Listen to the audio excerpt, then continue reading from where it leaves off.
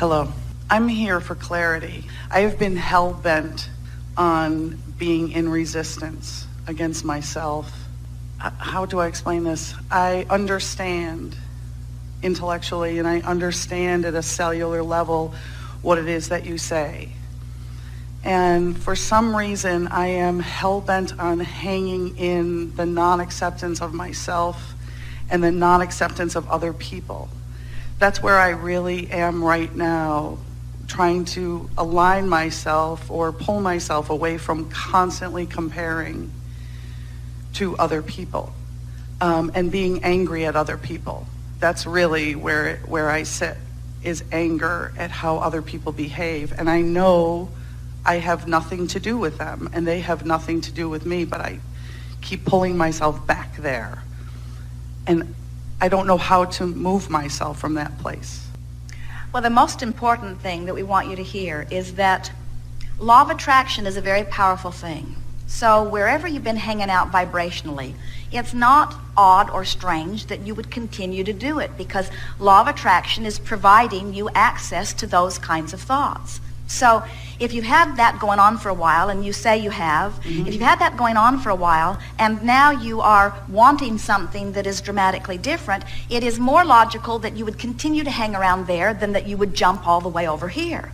And so we think what's happening, and it happens to so many of you, is that the feeling that, well, I'm here but I should be here, just compounds the torture. In other words, I know better than this. I understand it intellectually. Why don't I apply it? And we say, give yourself a break by saying, law of attraction is this strong, powerful law, and it is responding to how I have been feeling. And it is not only illogical, it is not possible for me to jump from here all the way over to here. Now, we said something for you here today, and it is specifically for you. In other words, as you hear this, and we think you already did hear it, is one of the things that prompted this dialogue, is that when we talk about just feel the difference. So over here is joy, and over here is this anger that you're talking about. And you're justified in the anger. In other words, you're not making it up. You've been living in the world, you've been looking around, and you've been responding to life. You're not making it up. And your rational mind, your comparative mind, which is really an asset, is all part of what's got all of this stuff going on within you. So we want to say, I am where I am, and we want you to say, I am where I am, in a sort of, well, I am where I am, resigned way. I am where I am, and law of attraction is responding to me as I am, and that's all pretty normal stuff. I am where I am, rather than I am where I am and I shouldn't be over here. I am where I am, and this is just where I am, and where I am is all right where I am. And then in that attitude of not beating up on yourself for not being able to jump all the way over here, what happens is you just relax a little bit and the current begins to take you a little more. And if you're not so hell-bent, as you said, on getting all the way over there, if you trust that the stream will take you, then it will.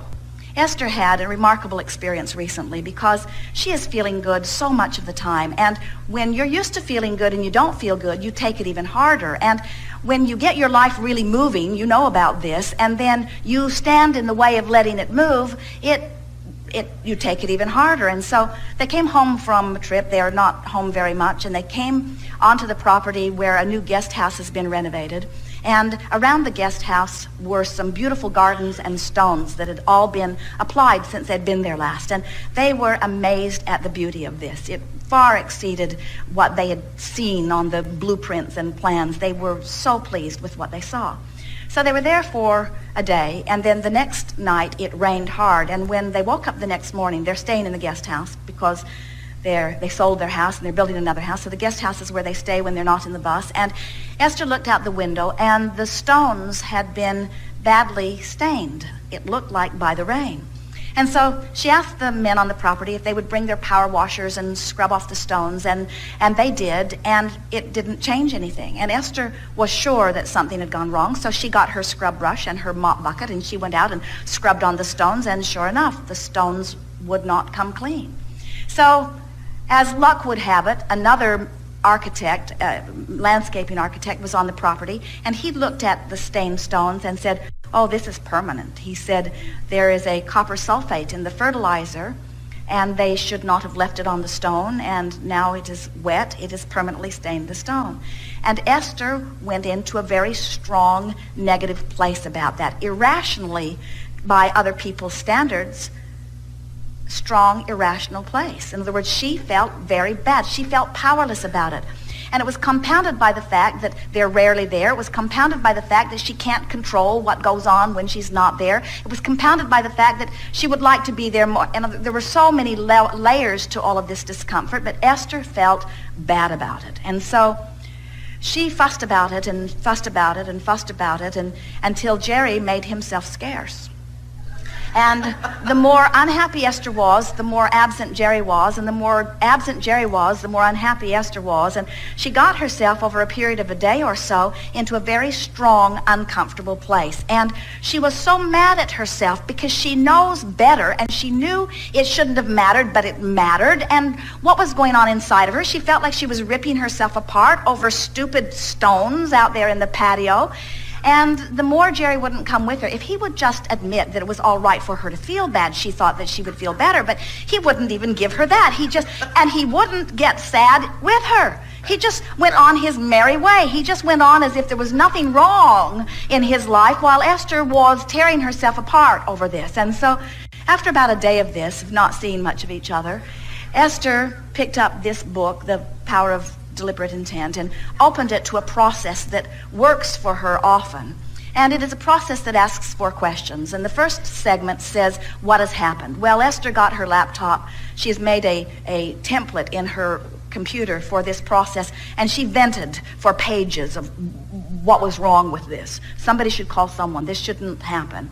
And then the next question asks, and how do I feel? Well, that was easy. Powerless. Angry and powerless. And then the next question said, what is it that I now want?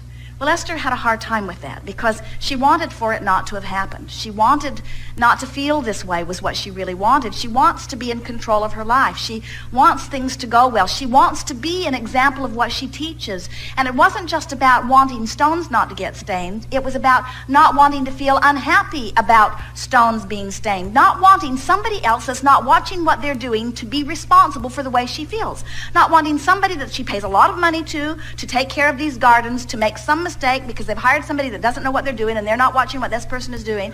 And now that person and all those people that don't care do something that messes up my life and I have no control about it. And now I feel bad, and I'm not supposed to feel bad. I'm supposed to feel good, and I feel bad, and it's your fault, and I can't make you stop doing those things. And that's just one example of a whole lot of things like that. So that's sort of where she was at. And what she wanted was to not feel like that. She wanted control of the way she felt. Right. So then the last segment is now just do anything that you can do, any trick that you have in your bag of tricks to improve the gap between where you are, which is legitimate. In other words, she was justified in not being happy about it. There was a question about how bad she should feel over something like that, but she was where she was. Right.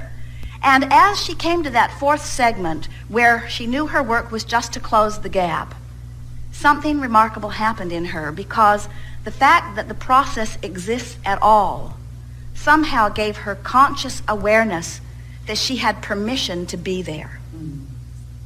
I am where I am. I am where I am, and I don't want to be here. So what can I do about that? And when she stopped beating, and so here is the key that we're giving you. You have to find a way to make it all right with you that you're not always perfect. You have to make it, and when you've lived with others, and it happens mostly when you're small, when how they feel seems dependent upon what you do. So you learn to stand on your head in so many different ways to keep them happy, but you can't ever do it because they're fickle and there's a lot of other things going on. What happens is you have at an early age set outside of yourself your guidance. In other words, I have to do whatever I can to keep them feeling good, and I have to do whatever I can do to keep myself feeling good. And the predicament is trying to control conditions or trying to control others so that you can feel good, because you can't. Right. You can't. So as Esther sat there determined now, she felt such relief that the process had given her permission to not be perfect, that she just looked around the room and she saw the newly decorated interior, the beautiful paintings and furniture and the fireplace and the new mantle that had been carved and hung with carefully hammered steel. And as she looked with just the slightest attitude of appreciation, who she really is and the appreciation that she was feeling just took her all the way. Instantly, it was almost like going over the waterfall into well-being. In other words, it was shocking even to Esther, who's been playing around with this stuff for a long time, that she could go from feeling so terrible to feeling so good so suddenly. And so what we're saying that is new to you and to so many of you here is that sure, we want you to be up here, and sure, it doesn't feel good to be down here, but we want your goal not to be to jump from here to here. We want your goal to just stop turning that way. And in the moment that you put your oars down, your boat will turn and you'll feel relief. And it's that relief factor that you're reaching for, because once you turn, then it has to start going your way. So this hell-bent thing that you're talking about, there's a stubbornness, and Esther has it too, a lot of you do, where you are so determined that you're going to get it right that you don't even realize that you're pushing against the stream, and that's what makes you feel so bad. You can't ever go far that way. In other words, if you've ever been in any kind of a stream, you can't paddle hard enough to make much progress in a stream, especially a stream that's moving as fast as yours is. So as your stream is moving really, really, really, really fast, and you're making any effort to go in opposition to it, you're taking it really hard. So there are two things we want to say to you. It's a credit to the power of your stream, which your life has caused you to get going really good. And most of all, it's about which way you're turned in that current, and that's all it is. And when you make it that simple, oh, that's right. I was trying to be right instead of feeling good. I was trying to get somebody else to agree with me, as if that the only agreement you ever need to find is in your own energy, because the universe has enough resources to give you all what you want. For heaven's sakes, you don't have to come to a consensus. This is a very powerful universe. You can all have what you want. You don't have to agree on what it is, but you do have to agree with you see. And in the moment, here's what we want to say to you. In the moment you stop disagreeing, the agreement begins. And the disagreement always feels like negative emotion. And the stronger the negative emotion, the stronger the disagreement. So it's not about being right. Of course you're right. Oh, good. I can tell everyone now. I'm right. But you're still screwing up your life. Yes, I am. Tell them that too. Yeah. Yeah, it's true.